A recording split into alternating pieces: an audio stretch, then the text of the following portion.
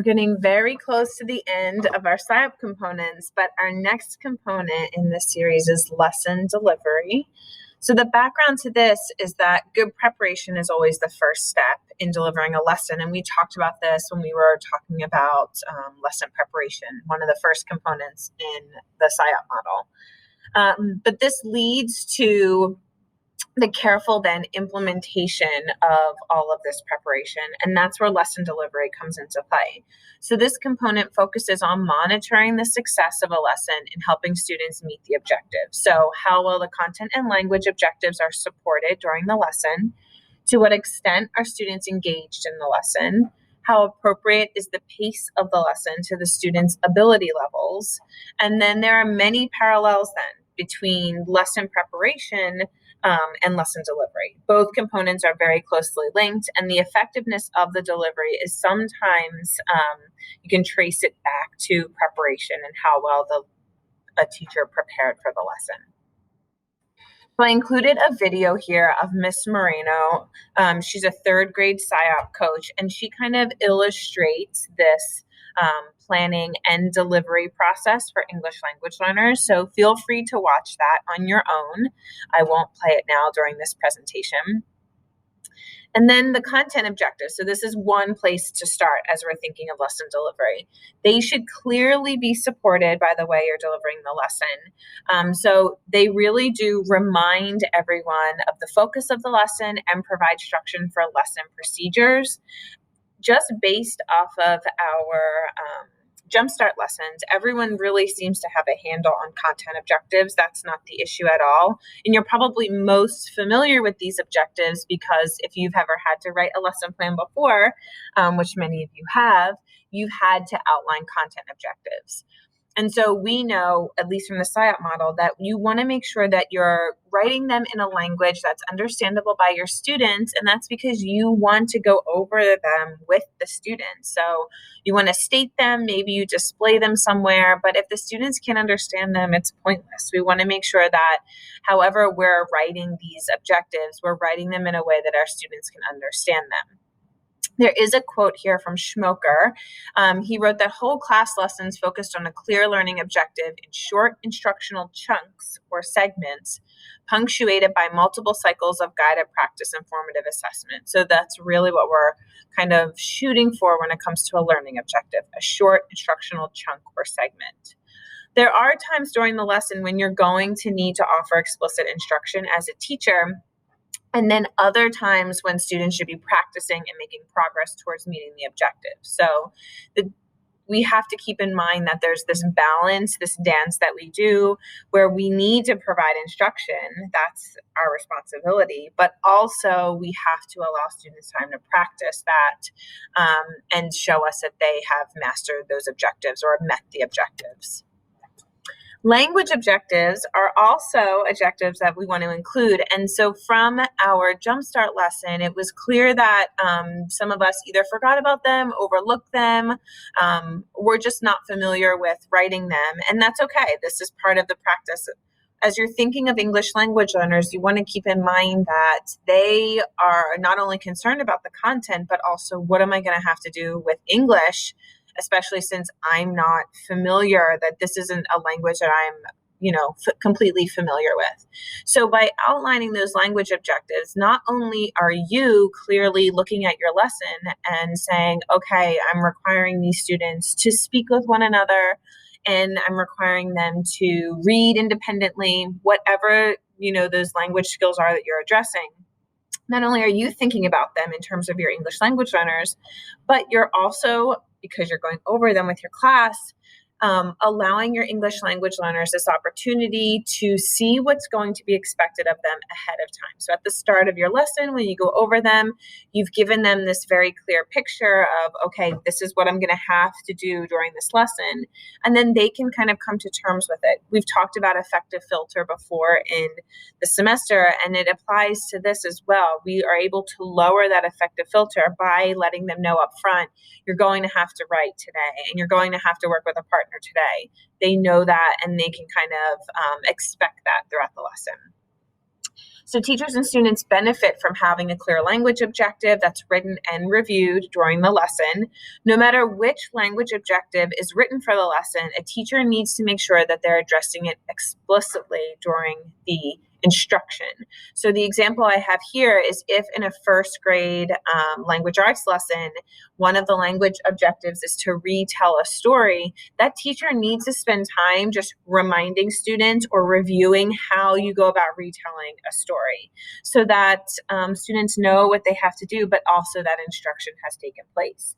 So if it's a science class and you're asking one of your language objectives is to write a lab report, you may need to explain what the format of that lab report is and what students will have to explain in the lab report so that they're able to meet that objective. We cannot promote academic language development without explicit instruction, which is why that's really important, and without opportunities for students to practice and use the language. The student engagement is really important when you're talking about lesson delivery. Typically, students should be engaged 90 to 100% of the class period. And that doesn't mean that they have to be highly active, like they're reading or writing or moving. It just means that they need to be paying attention and that they're on task 90 to 100% of the class period. If students are engaged less than 50%, it's unacceptable. Very little learning is occurring. And so this could be because teachers haven't provided clear explanations so that students are lost and they're not sure what's expected of them. And so now they're going to direct all of that energy towards something else. It could also be that teachers haven't scaffolded well for students who may be struggling. And so when a student isn't sure, doesn't know how to do it, feels like they can't access the information, that's it. That energy is then directed into something else. And sometimes it's inattention, sometimes it's misbehavior, but we certainly want to make sure that we're doing all we can ahead of our lesson, ahead of that moment when we're in front of students, to make sure that all of our students can access the information, understand it. We've built in these different practices so that they are engaged. Engagement, motivation, and cultural responsiveness are important factors in successful lessons. So both native and non-native, this is both for native and non-native English speakers. When learners are actively engaged, they're involved in the tasks that challenge them, and this allows them to gain confidence. So we know that younger learners typically enjoy tasks with objects that they can manipulate, movements they can perform, puzzles and learning games, whereas adolescents really benefit from connection between school topics and their current or future lives, text above their reading level. If it's relevant, that challenge really allows them to gain confidence. But offering choices in tasks or texts or partners, and differentiated learning. So those choices and differentiated learning are ways of accommodating for ELLs when you have a variety of proficiency levels in your classroom. ELLs are the students who can least afford to have valuable time squandered, right? So if you have an ELL who's bored and not paying attention, socializing, engaging in some off-task behaviors, they're already falling further and further behind than they already are. And we know that they don't really have that luxury. They are always playing catch up if they're still trying to learn the language and content at the same time. So the most effective teachers maximize the time that's spent actively engaged in instruction. Unfortunately, that means that there's a lot of work ahead of that class period. So as a teacher, there's a lot of planning that goes into it and a lot of preparing before you walk into that class and you present that lesson. And that's part of it, having to think through this carefully so that you're making sure that those students are totally engaged. We also have to keep in mind that English language learners can sometimes have uneven schooling experiences. And so investing in a lower pace at the beginning of the school year can be really beneficial, or the beginning of the semester, whenever that class starts, can be really beneficial because then you can explain the procedures, the classroom routines, the language skills that are going to be required in your class. And then as the class continues, the semester continues, the school year continues, the students then they know what's expected of them. They know how things operate in the classroom, and then they can kind of follow suit. There are three aspects to student engagement that should be considered during a lesson. So allocated time, engaged time, and academic learning time. So allocated time reflects the decisions that teachers make regarding the amount of time to spend studying a topic or an academic goal. So it's balance between teacher presentation of information and the opportunities that students have to practice and apply that information. So that's the allocated time. The engaged time refers to the time students are actively participating in instruction during the time allocated. So within the allocated time, engaged time is how students are actively participating. So the more students are engaged, the more they achieve, which is why we want them engaged. And then instruction that is understandable for ELLs creates opportunities for students to talk about concepts, and then that keeps them engaged. So if they can understand it, then they can talk about it, and then they're more engaged. The academic learning time, which is the last time that we need to keep in mind here, focuses on students' time on task. So when the task is related to the content and the language objectives. This could be creative, fun activities that are not necessarily effective if they're unrelated. So this is making sure that all of the tasks that you've outlined are linked to the objectives of the lesson, and that this is the time students are spending on that. So there are these visuals here, and you can take a look at the typical instruction and then SIOP instructions. You can see the darkest circle here. This is the allocated time. How much time is allocated for this? And then within that, you have the typical engaged time. So this is how much time students are then engaged. And then within that, the typical academic learning. So the activities that are directly focused to objectives. And if you look at this compared to the whole class period, the allocated time, there's a lot of wasted time necessarily where students aren't completely engaged. If you're using this SIOP model for English language learners, right, the allocated time is the class period, this darkest rim on the outside. The engaged time is how much time you're doing the instruction and the activities, that sort of thing. But then because you've prepared ahead of time, there's scaffolding involved, you thought carefully about grouping configurations and the way you would like your ELLs to participate, then their academic learning time now is much larger than over here in typical instruction. And we see that less of that class period is then being kind of wasted away, so to speak. I wouldn't necessarily say that the middle ring is being wasted. That could be where you're doing direct instruction, for example, but that, we still have minimal time here that's being lost on students. So the pacing of a lesson is also part of this lesson delivery component. And a lot of you have mentioned already how pacing is a great way to make sure that your information is comprehensible to English language learners, but also making sure that they can understand it. It's one way of scaffolding, for example. So pacing refers to the rate at which information is presented during a lesson. It really does depend on the nature of the lesson's content and also the level of the student's background knowledge. So if your students have some background information on a topic already, then you can move a little bit faster than you could, or than you would be able to if they didn't have that, because you would need to build that for them. It is challenging to find a pace that doesn't present information too quickly for English language learners, yet is brisk enough to maintain student interest. Especially when you have a variety of proficiency levels, you really have to then start differentiating, because you will lose some students who are your forerunners. They're the ones who get it and they're moving and they're cruising right along. And then the English language learners are other groups of students who are struggling. Even English language learners who have lower proficiency than others, who are still just trying to grasp the language, they're going to move much slower. So this is where differentiation becomes very important.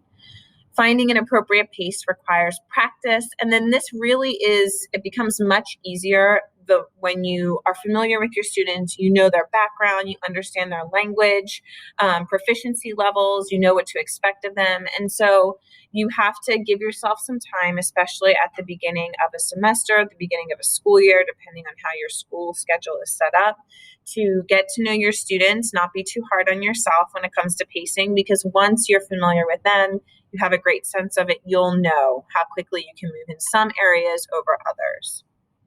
So at the elementary level, we say that practice activities should last around 5 to 7 minutes in the primary grades, so the really younger elementary students, and up to 20 minutes in the upper grades. So you want to chunk important information into smaller units and allot time for processing the material. There's also a less rigid bell schedule at the elementary level, so teachers can extend lessons beyond the normal time frame. So if they need a little extra help with a math lesson, they can push that into maybe reading so that they're able to cover it and feel like the teacher feels like there's been like some closure to it and they haven't been like rushed to finish very quickly. Middle and high school is a little bit different. There are bell schedules involved, in most cases, at least in the middle school, but that could be a little bit different. Bell schedules involved, and there's curriculum pacing guides.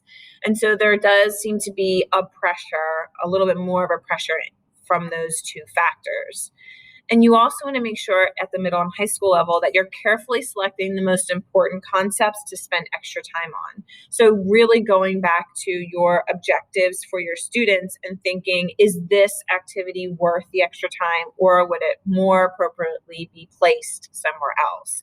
And then planning accordingly based off that. ESL teachers, and I do mean like your ESL support or your ELD support teacher, can augment instructional time. So when there's collaboration, when you're able to work alongside or co-teach, if you're ever in that position with an ESL teacher or an ELD teacher, both the language and content instruction benefit, right? The ESL teacher could introduce key vocabulary and build background on topics before they're covered in the content classroom. So this is where you could differentiate. Your ESL teacher could take those ELL students, give them that little jumpstart lesson, for example, that you guys just did. Give them the jumpstart lesson in one part of the classroom while the other students are doing another, introductory activity. And then the class can come back together, go through the lesson. So now your ELLs already have that background information. And then the ESL teacher can also work a little bit more closely with the ELLs to make sure that they're getting additional practice and application afterwards, because we know that's really helpful for them, or different application activities that the other class is having. And so when you can divide and conquer, when you're in a situation where that's you can work with someone in that sort of way. I mean, schedules don't always work out, but when it does work out, it's really beneficial. So take advantage of it. But we know that it supports students' content learning, it supports the acquisition of academic English, and it really motivates ELLs because then they're covering grade level material and they're understanding it. And if it's a co-teaching situation, they're not even leaving the classroom, they've stayed there the whole time. So it's really an ideal situation. Investing in instructional routines. So just like how you want to make sure you're setting up the way your classroom runs and the expectations you have for your students, you want to set that up at the beginning of a semester, the beginning of a school year. You want to do that for instructional routines as well, and your task procedures. So how you want students to go about moving into their groups. How you want them to get textbooks off the bookshelf, that sort of thing.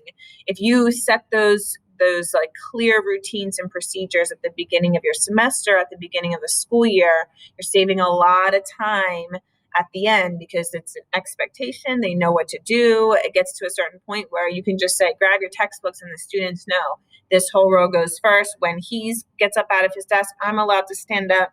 And so it really does become this very seamless thing then. Collaborative learning projects with tasks geared to proficiency level and interest are also beneficial. So we talked about this a little bit last week, the interdisciplinary projects or thematic teaching. This allows for the spiraling of content, right? So in each content area, then it's reinforcing the ideas, the key terms, the sentence structures, whatever it may be, they're being reinforced in every content area. And so that really allows for a better understanding. ELLs also have that time to develop academic English skills because each class is focusing then on a similar topic. So as we're thinking back to lesson preparation, without the planning, right, that's given to a lesson, we won't have a very clear delivery then at the end. And so it says, without the planning that's necessary to make the content truly comprehensible for the diversity of learners in a class, and without considering which aspects of academic English they need to learn or practice, the lesson may be inaccessible to them, and a day during which they could be learning is then wasted, right? So if you take a look at how these things kind of follow through, in lesson preparation, we know that we have to plan for content objectives. We have to plan for language objectives. They go straight over to lesson delivery where you're supporting content objectives and language objectives. So we see a direct correlation here. Address grade level content is part of lesson preparation. Using supplementary materials, use adapted content, and plan meaningful activities with language practice. These were all parts of lesson preparation. So if you take a look over here, all of these, from address grade level content down to plan meaningful activities with language practice, all of that then promotes student engagement here in lesson delivery. So if you've carefully planned in all of these areas, your students should be engaged. And then these other three, supplementary materials, adapted content, and activities and language practice, all of that then we can see filters into the pace of the lesson and making sure that that's appropriate.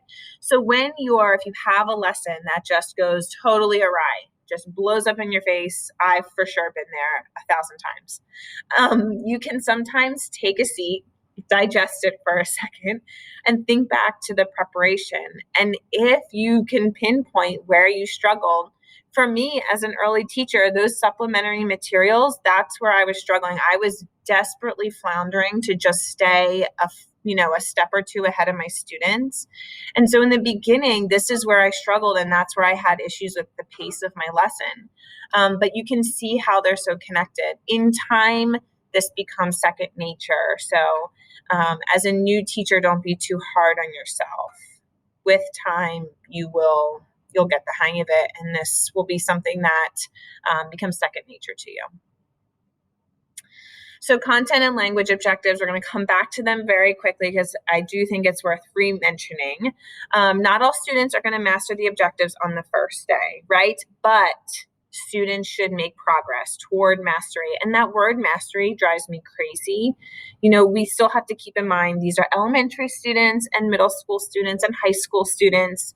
The idea that they would be a master is hard, I think, to really come to terms with. But it's this idea that they're making progress. So you can't expect that, I did this lesson and we worked on this objective, that you may need to come back to it. There may need to be more practice, but as long as you're making progress in the right direction here, I would say you've met that objective. We talked about this before, but your objectives should be observable. So someone who came into your classroom, like your supervisor, for example, should be able to see or hear the students participating in the activities that are related to these learning goals. They should be measurable. There's a way to determine whether they met the objective or made progress toward it, typically with some sort of assessment, whether that's formative or summative, totally up to you, but there should be some way that okay, they've met this objective. And then they should also be accessible. Are they reviewed at the end of the lesson? And then determine if it needs to be reviewed again, if the students all met the objective, that sort of thing. So sometimes measurable and accessible can be very similar. They could be checked off with the same activity, but you want to make sure that these three characteristics are included in your objective. So promoting student engagement depends on what content you teach, how you adapt the content, and what supplementary materials you include, and the activities that you're asking the students to perform. ELLs are motivated to learn when their English-speaking peers are learning. They want to be part of the group. I don't think that that's anything that's difficult or unknown. Of course, they want to be part of the group. And so if English-speaking peers are learning, we need to make sure that we've provided our English language learners with what they need to be learning as well. And that sometimes means that we have to adapt our grade level content. We talked about how we can do that last week. Pacing SIOP lessons. So we make choices when planning that can sometimes affect the pacing. So if the reading materials are above the student's language level, the class discussions, the activities, that sort of stuff's going to take more time. So we will end up spending, if the reading materials, above their language level, as a teacher, we're going to spend more time explaining the information over and over again, rather than having the students applying the information and extending that. And so we have to make sure that as we're thinking about what materials we're using, for example, how that may affect the pacing of our lesson. And that doesn't just go for materials. It could be any part of that lesson. How will this affect how quickly I can move through this information? So just as an end slide here to summarize these important points, the importance of setting and meeting objectives cannot be overemphasized, and not just content objectives, but language objectives also. If you plan the objectives for a lesson, you have to teach them. If you've outlined this as an objective, at the end of that lesson, students need to have met them. Otherwise, you have to go back and redo it. By incorporating a variety of techniques that engage students throughout the lesson, teachers not only give students opportunities to learn and practice and apply information and language skills, but also to ensure students meet the lesson objectives. So an appropriate pace for a lesson is critical for English language learners. I would say critical for any learner, but because the focus here is English language learners. Information that's presented at a pace that's suitable for native English speakers may render that information meaningless for ELLs, right? So you have to be mindful of that and know where you can scaffold so that you can continue the lesson or differentiate so that students don't feel like, they're bored. I'm waiting for this whole other group.